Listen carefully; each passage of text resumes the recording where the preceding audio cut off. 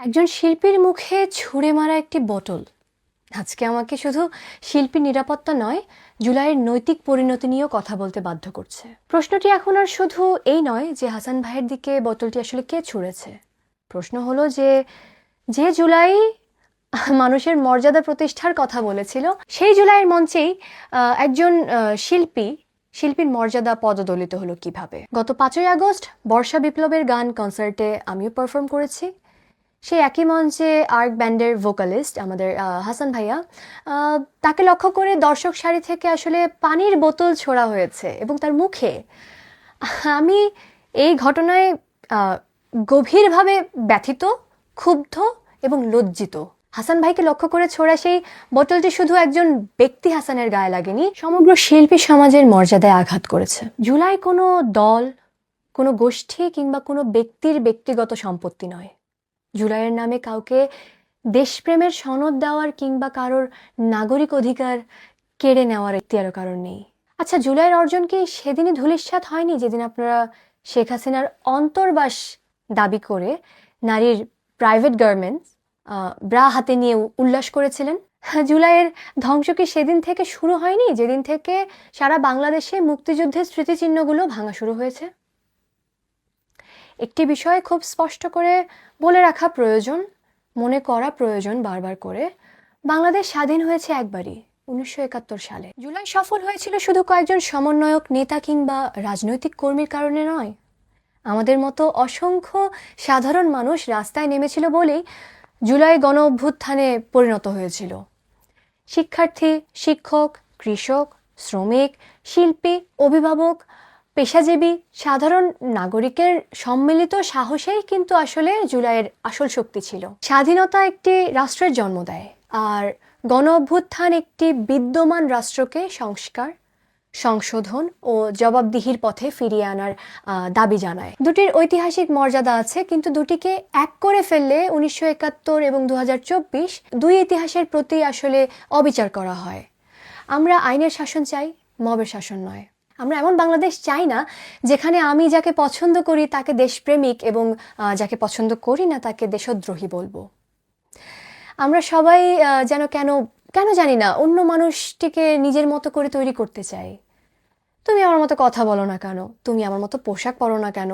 তুমি আমার মতো করে ভাবো না কেন? রাজনীতি বোঝো না কেন আমার মতো করে? তুমি আমার মতো ইতিহাস কেন ব্যাখ্যা করো না? কিন্তু গণতন্ত্রের মূল সৌন্দর্যই হলো তোমাকে আমার মতো হতে হবে না। ভিন্ন হয়েও, ভিন্ন মতের হয়েও আমরা সমান অধিকারে, নাগরিক অধিকার নিয়ে এই দেশে বসবাস করতে পারবো। একসময় বঙ্গবন্ধুর অন্ধ বন্দনা এই দেশে বাধ্যতামূলক করা হয়েছিল এবং মহান মুক্তিযুদ্ধকে এক প্রকার বিষিয়ে তোলা হয়েছিল সাধারণ মানুষের কাছে।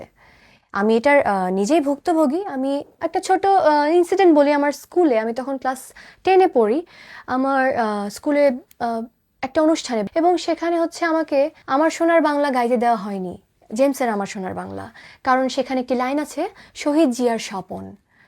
হ্যাঁ, এবং তার পরবর্তীতে ওই গানের এগেনস্টে কিন্তু আমাকে আরেকটি গান তুলতে হয়েছিল বঙ্গবন্ধুকে নিয়ে, যেটা আমি 10-15 মিনিটে তুলেছিলাম এবং আমি পারফর্ম করেছিলাম ওখানে।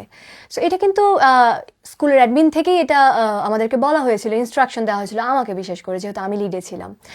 কিন্তু এখন আবার দেখি সেই মানুষটাকেই অন্ধভাবে ঘৃণা করা যেন দেশপ্রেমের নতুন পরীক্ষা হয়ে দাঁড়িয়েছে।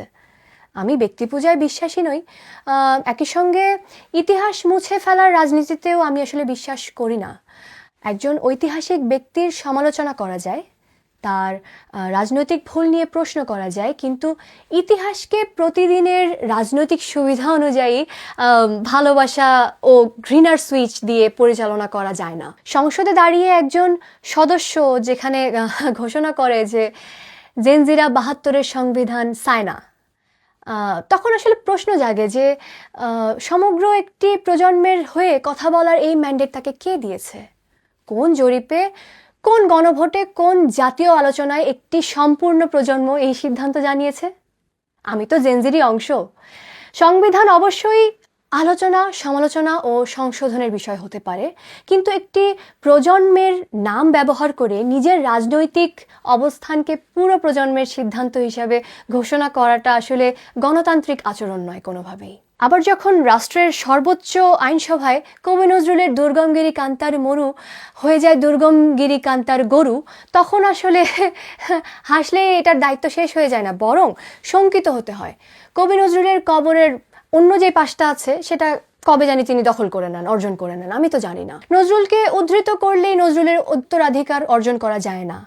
নজরুলের উত্তরাধিকার ধারণ করতে হলে তার সাম্য, মানবতা, অসাম্প্রদায়িকতা এবং অন্যায়ের বিরুদ্ধে বিদ্রোহ এবং মানুষের মর্যাদার প্রতি দায়বদ্ধতা ধারণ করতে হয়। দেশপ্রেম মানে কোনো ব্যক্তি, দল কিংবা সরকারের প্রতি অন্ধ আনুগত্য নয়। দেশপ্রেম মানে দেশের মানুষের মর্যাদা, অধিকার এবং নিরাপত্তার প্রতি দায়বদ্ধ থাকা।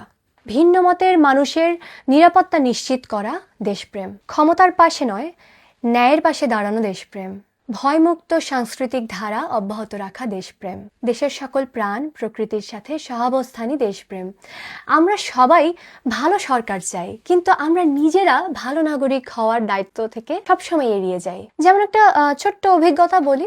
এই রোজায় আমরা বন্ধুরা মিলে ঢাকায়, পুরান ঢাকায় গিয়েছিলাম সেহরি করতে। যেহেতু বেশ অনেকগুলোই মানুষ ছিলাম, তো আমরা একটা বড় গাড়ি নিয়েছিলাম উবারে। সো ফেরার পথে আসলে ফজরের আজান হয়ে যাচ্ছিল, তো আমাদের ড্রাইভার আমাদের থেকে পানির বোতল চেয়েছে। তো বোতল এগিয়ে দিয়েছি। এরপরে সে পানিটা পুরোটা খেয়ে বোতলটা ঢাকনা লাগিয়ে সে ছুঁড়ে ফেললো সড়কের মধ্যে। এটা কিন্তু মানে এমন না যে হাঁটার রাস্তা, গাড়ি চলছে সেখানে, হাইওয়ে। সো আমি তাকে জিজ্ঞেস করলাম যে তিনি কেন রাস্তায় বোতলটা ফেললেন এবং এটাতে কত বড় দুর্ঘটনা ঘটতে পারে সে নিয়ে তার কোনো ধারণা আছে কিনা। উত্তরে তিনি আমাকে কি বললেন জানেন? কিছুই নাকি হবে না। আমি বললাম, কিছু হবে কিনা জানি না, কিন্তু আপনার রোজাটা কি আদৌ হবে? এরকম ঘটনা প্রতিনিয়তই আমাদের চারপাশে ঘটেই যাচ্ছে। আমাদের কোনো সিভিক সেন্স নেই। রাস্তাঘাটে যে যার যেখানে ইচ্ছা যা ইচ্ছা ফেলে দিচ্ছি। আমাদের নদী সমুদ্রের দিকে তাকালে আসলে বোঝা যায় যে আমরা জাতি হিসেবে কেমন। আমরা নিজেরা সুযোগ পেলে নিয়ম ভাঙি, মিথ্যে বলি, অন্যায় সুবিধা নেই, দুর্নীতিকে স্বাভাবিক করে ফেলি, তারপরে সরকারের কাছে শতভাগ সততা প্রত্যাশা করি। এই কথার অর্থ এই নয় যে রাষ্ট্রের এতে দায় কমে যায়। রাষ্ট্রের দায় অবশ্যই সব থেকে বেশি, কিন্তু নাগরিকের দায়ও শূন্য নয়। আমাদের সমাজের মূল্যবোধ, অসততা, অসহিষ্ণুতা ও ক্ষমতার সংস্কৃতি একসময় রাষ্ট্রের ভেতরে প্রতিফলিত হয়। তাই নতুন বাংলাদেশ শুধু নতুন সরকার দিয়ে তৈরি হবে না, নতুন বাংলাদেশ তৈরি হবে নতুন রাজনৈতিক সংস্কৃতি, নতুন নাগরিক নৈতিকতা এবং ভিন্ন মতের প্রতি সহনশীলতা দিয়ে। নতুন বাংলাদেশ মানে নতুন শত্রুর তালিকা নয়, নতুন বাংলাদেশ মানে পুরনো সহিংসতার সঙ্গে নতুন স্লোগান জুড়ে দেওয়া নয়। জুলাইকে সম্মান করতে হলে জুলাইয়ের নামে মঞ্চ বানালেই যথেষ্ট নয়। আপনি জুলাইকে সম্মান করার দাবি করতে পারেন না যদি জুলাইয়ের মঞ্চে একজন শিল্পীকে অপমানিত হতে হয়, এবং আপনি নতুন বাংলাদেশের কথা বলতে পারেন না যদি আপনার আচরণে পুরোনো বাংলাদেশের ভয়, প্রতিহিংসা, অসহিষ্ণুতা ফিরে আসে এবং মব সংস্কৃতির সৃষ্টি হয়।